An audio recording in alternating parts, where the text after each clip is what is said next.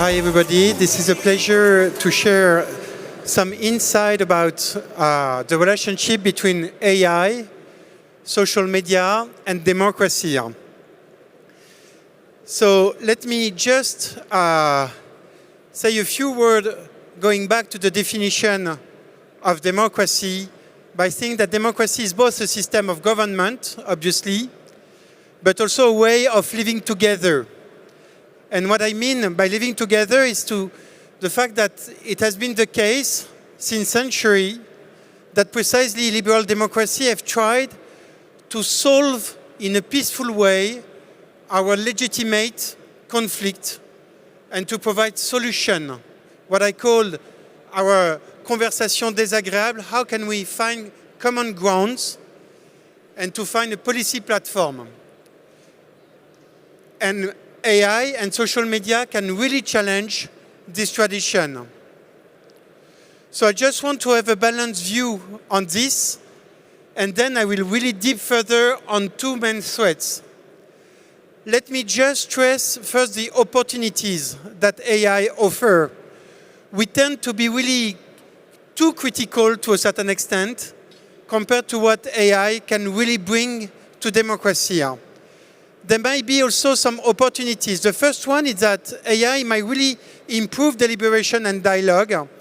There's been a wonderful paper in Science showing that actually ChatGPT rewrites toxic message and dialogues with ChatGPT reduce conspiracy belief. AI can also increase more inclusive political participation. Actually, LLM enables more participatory citizen-driven decision-making. And we might also have much more accessible public services and more informed policy judgment. So obviously, AI may also bring some risk. And those are the ones on which, in general, we focus. There's been a lot of RCTs and experiments showing that first, it can really change persuasion and manipulation at scales. For example, LLM have been shown to shift political attitudes by 4%, and the automated messaging enables mass persuasions at zero net cost. It can also have a really fine-grained political influence by targeting the audience. And obviously, we know that it can induce deepfakes. AI can also reshape political power. This is the key issue, the issue of sovereignty and geopolitical transparency. And there is a last point about the fact that AI can really reshape the labor market and create social unrest. So let me focus on two insights. The first one is about emotions and policy attitudes. When we go back to this, to the impact of AI on democracy, each time we think about deepfake, about persuasion. But what AI can really do, especially within social media, is to manipulate our emotions. And this is a key issue, especially when you look at how emotions have increased a lot, and especially anger within citizens. I just share with you a new paper that we have written with Stephanie Stancheva, who is a well-known economist from Harvard, where we look both at the universe of tweets that have been actually written on the main policy debates, both from the citizens, but also from the policymakers. Just look at your left graph, where I show you, looking at all the tweets, okay, how emotions have increased compared to non-emotional tweets. So the non-emotional tweets are the dash tweets since 2013 in the US. You can see that there has been a sharp decrease, while the level of anger in all our way we speak to each other, and especially with a big increase with the emergence of AI, anger actually is ubiquitous in all our conversation on social media. It's the same thing in the French context. Okay, I show you here the tweets with the level of anger that increase a lot, and especially on the radical left and the radical right voters. Let me now show you why it is quite important, because the policymakers themselves use those emotions. And they use it even more with AI video, especially on X or on TikTok. Here I show you first the official tweets of the Democrat or the Republican parties, but also the congressional tweets. If you look at the green dash curve, this is precisely the non-emotional tweets where actually policymakers talked about facts. When they talk about democracy, about immigration, about trade, what are the scientific facts that they really claim to use? And you can see that there's a sharp decrease from 60% to less than 40% now. And on the contrary, you have a sharp increase of tweets that really use anger, and especially using AI video to trigger anger in their messages. And the increase actually comes from 20% to up to 60% of all the tweets now actually manipulate anger. Why is it key? It's key because this is something that directly increases the engagement of our citizens. When we think about AI and democracy, we think about manipulation of information. But now AI is really under our skin. And I show you in this table the probability that a tweet can be retweeted when there is different type of emotion manipulated by AI. And what you can see here with anger is the fact that you have a 88 additional probability that the tweet will be retweeted when there is an angry message, okay? And on top of that, what we see is that now the policy makers use those emotions even within the Congress, even within the Parliament. I just give you the example of the French Parliament.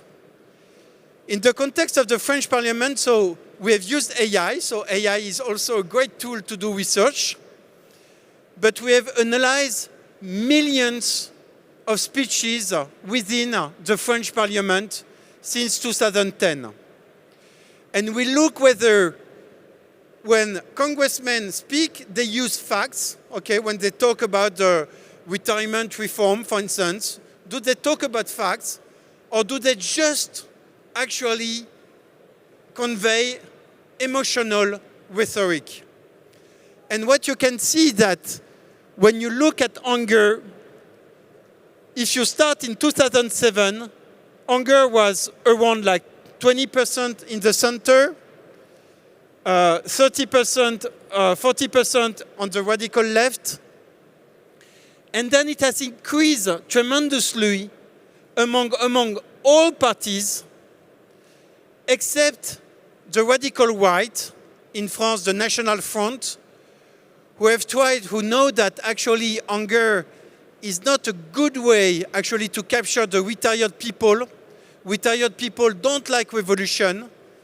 What they like, so they manipulate much more fear, and so they look much more reasonable. But what you can see is that using emotional and emotion within Congress, and where AI actually jump in, is that what policymakers do in the Congress is no longer to talk to each other or to talk to journalists. They talk only to the followers. Actually, the length of the intervention has reduced a lot. This is what I show here with the number of words that are used during an intervention. And those number of words has declined from 300 to less than 150 words. Why? Because the goal is just to capture a video that will be published on TikTok, on X, and then also with the additional flavor of AI.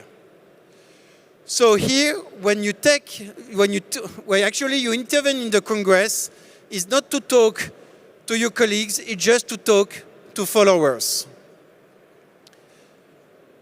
I just take one additional example, and this has obviously key consequences on polarization. I just take one additional example where AI might be actually critical for the future of democracy through its impact on labor market. So it used to be the case that economists or researchers will have a much more conservative assessment of the impact of AI on job market. What consulting companies or what the economists will say, it's like a study finds nearly half of jobs are vulnerable to automatization. What economists like David Autor or Daron Acemoglu in the US, or what people in France like our Nobel Prize Philippe Aghion, or Antonin Bergeau, who is at iParis, say not at all. It will not destroy jobs, because jobs actually is a component of different tasks. So it will just reallocate tasks within a job. So it used to be the case until like 3 months that we will say that only 1 out of 19 jobs will be destroyed in US or in France, okay? But now we have new data. We have new data both from a study from Northwestern and Chicago, and a new data from iParis with Antonin Bergeau, with an acceleration of the impact of AI on jobs. Here I show you the number of firms with first AI integrator posting. So we just look at the posting of jobs with AI component. And you can see this acceleration, and especially in 2024 and now in 2025. So we just have the figures now. You can see it also in the French case, and I just show you that actually the highest number of posting jobs with the AI component is no longer Paris, it's Saclay, okay, with iParis Polytechnique and with Paris-Saclay. I guess you have seen, I don't know if you have seen this new paper from Northwestern, and we are doing exactly the same thing now in the French case. We have exactly the same figures with the work of Antonin Bergeau. What you see is the difference between firms that adopt AI and those that are not adopting AI in terms of junior employees or senior employees. And what you can see is that on the junior side, those who are not adopting AI in gray doesn't have any impact on junior employment. In red, you have the companies that adopt AI, and there is a strong impact on junior employees. You don't find at all the same pattern for the senior guys. And if I show you this graph that you can find in the US, but in the French case, so it's a teaser, it's an upcoming study that will be released in 1 month from iParis. You can see the big drop in the junior employment probability compared to the senior guys. To just give you a simple picture to understand why it is going. If you are a consulting company, all the really comprehensive tasks that you do at the beginning when you are junior to synthesize all the materials, okay? This you can do it now with AI. The senior guys, I don't say will take tequilas and make deals with the, with the clients, but the senior guys are much more on the social and actually deal working. So the big issue for consulting companies to say, but how can I actually have senior guys if I don't hire junior guys? but we see this trade-off, and so it will be my last message for the future of democracy.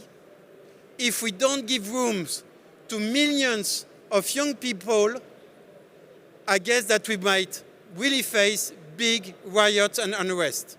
And so one of the key issues will not be just between skilled or unskilled guys, but between the senior and the junior in our democracy. Thank you very much.